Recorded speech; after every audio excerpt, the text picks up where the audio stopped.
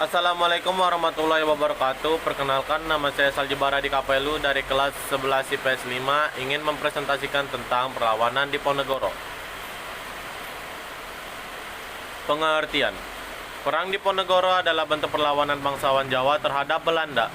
Tepatnya adalah perlawanan para pangeran-pangeran dari Kesultanan Ngayogyakarta terhadap Belanda. Perang ini berlangsung selama 5 tahun, yakni 1825 sampai 1830. Penyebab utama perang. Penyebab utama pecahnya perang ini adalah karena Belanda membangun jalan dengan melewati makam leluhur pangeran di Ponegoro. Sebab lainnya adalah karena Belanda membuat Kesultanan Ngayogyakarta bangkrut dengan cara mengeluarkan dekret pada tahun 6 Mei 1823. Dekret itu dikeluarkan oleh Van der Capellen. Mulainya perang. Pada pertengahan bulan Mei 1825, Smithside memutuskan untuk memperbaiki jalan-jalan kecil di sekitaran Yogyakarta.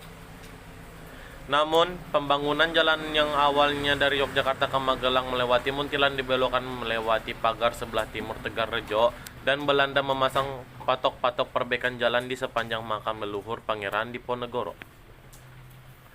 Akhirnya, pada 28 Mei 1830, Jenderal de Kock berhasil menjepit pasukan di Ponegoro di Magelang.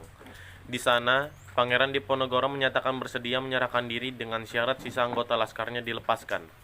Oleh karena itu, Pangeran Diponegoro ditangkap dan diasingkan ke Manado, lalu dipindahkan ke Makassar hingga wafatnya di Benteng Rotterdam pada 8 Januari 1855. Ulah Belanda inilah yang memancing kemarahan Pangeran Diponegoro dan rakyat setempat. Akhirnya, Pangeran Diponegoro mengganti patok-patok tersebut dengan tombak sebagai tanda pernyataan perang terhadap Belanda. Pangeran Diponegoro melancarkan strategi perang melawan Belanda selama 5 tahun. Ia menggunakan taktik gerilya dengan melakukan pengelabuan, serangan kilat, dan pengepungan tak terlihat.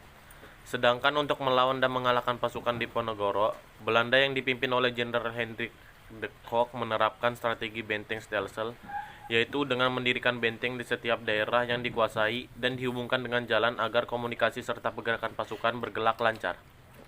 Pada akhirnya, strategi benteng stelsel ini berhasil memecah pasukan lawan sehingga lebih mudah untuk dikalahkan.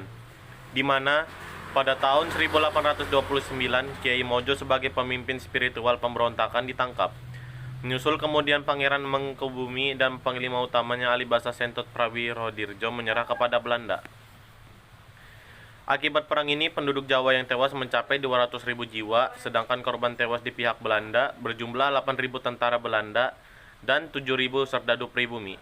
Akhir perang di Ponegoro ini menegaskan penguasaan Belanda atas Pulau Jawa. Sekian dari saya atas nama Saljibara di Kapailu. Terima kasih.